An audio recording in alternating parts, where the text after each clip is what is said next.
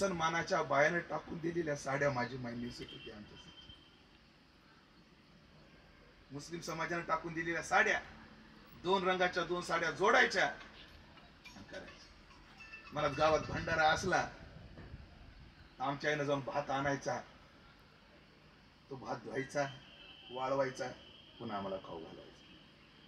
गावात जर भंडाऱ्याला शिरा असला, तो शिरा आणायचा, त्याचे तुकडे तुकडे करून वाळवायचा आणि पुन्हा तो भाजून खायचा. एवढ्या दारिद्र्यात माझ्या मायने दिवस काढली, 5 भावाच्या बहिणीने एवढे दिवस. महाराज आज तिची कुवत अशी आहे, मी महाराज आहे, एक भाऊ वकील आहे आणि चांगला वकील आहे आमच्या भागाचा भाऊ माझा. ती जर म्हणेल मला रोज साडी नेसायची तर रोज आपण तिला साडी देऊ शकतो. पण अडचण एक ती मागतच नाही.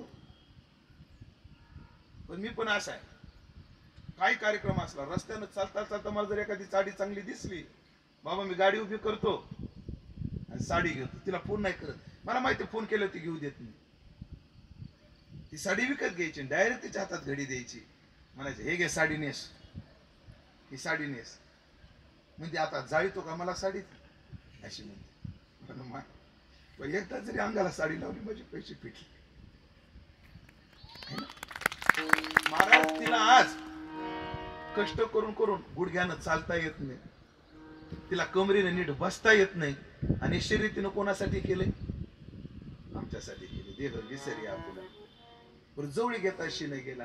आमच्या आईनं काय करावं महाराज, काय करावं, सुतगिरणीत कामाला कधी कधी 2-2 ड्युट्या माझ्या आईला लगातार करावं लागायचं. 4 लेकरं, घर कसं चालायचं, 2-2 ड्युट्या. मग आई सकाळी 4-5 वाजता रात्रीची शिफ्ट संपून यायची, माझी शिफ्ट संपून यायची. आणि आल्यानंतर आमच्या वडिलांचे असे आम्हाला दाब, अभ्यासाला पूर्व 3ला उठलेच पाहिजे. आणि माझं वय लहान, मला झोप आवरत नसायची. मग मी काय करायचो, आई कामावरून यायची वाट बघायची, आणि आई आडवी पडली की आईच्या कुशीत झोपायची. आया सांगावर हात टाकून मला जवळ घ्यायची. आज त्या भारी गाडीमध्ये ते सुख नाही, ते सुख मी तिथं भोगलं आईच्या जवळ. आणि मग काय करायची, आमचे वडील मग उठवायचे नाही मला, कारण का ह्याला उठवलं तर तिची काय मुडत, झोप मुडत.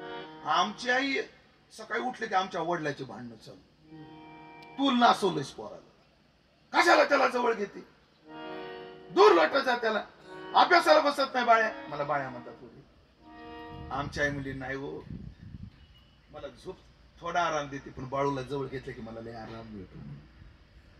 सगळे कष्ट विसरून जाते लेकराला जवळ घेतलं की. काय माय दावी प्रेम पाहते, लेकरा करता काय करत नाही, काय करत नाही. महाराज आमचे वडील एवढे कडव्या शिस्तीचे, एवढा कडवा शिस्त. बाजारात गेले तर कधी आमच्या वडिलांनी चिवडा आणला नाही, कधी लेकराला खाऊ आणला नाही. परवडत बी नव्हतं मला, त्यांना तरी काय करायचं, त्यांना ते परवडत नव्हतं. ते विचार करायचे 1/2 किलो चिवडाच्या ऐवजी अर्धा किलो तेल आणलं तर आठवडाभर जाईल. बापाचं दुःख बापाला माहिती, परवडत नव्हतं. पण आमची आई चोरून लपवून, आमच्याकडे कुबड्याचा चिवडा म्हणून ते घ्यायची, चोरून लपवून कोणाचे धुणं धुवून दे, कोणी 5 रुपये दिले की ते चिवड्यावाल्याला द्यायचे.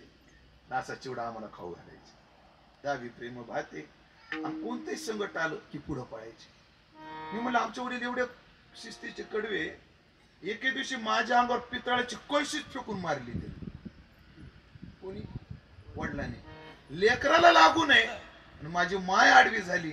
आजही माझ्या आईला समोरचे दात गेले. कशामुळं, ती कळशी आईच्या तोंडावर बसली, ओठ फुटला आणि दात तुटले. कोणासाठी, लेकरासाठी. अशी माय असते. मी माझी माय सांगितली, तुम्हाला तुमची माय नक्की ध्यान देईल की आपल्या मायनं सुद्धा आपल्या करता एवढं केलेलं आहे. अशी आपली माय आहे. आणि संतांनो, अशी माय असते. आणि माय लेकराचे सगळे हट्ट पुरवते. माझे बाकी काही हट्ट नाही, आणि नाही काही मागणे, सुख संपत्ती राज्य चाड धने. फक्त आम्हाला एक करा, आमचं जीवन कल्याणापर्यंत नेऊन सोडा. ज्ञानेश्वर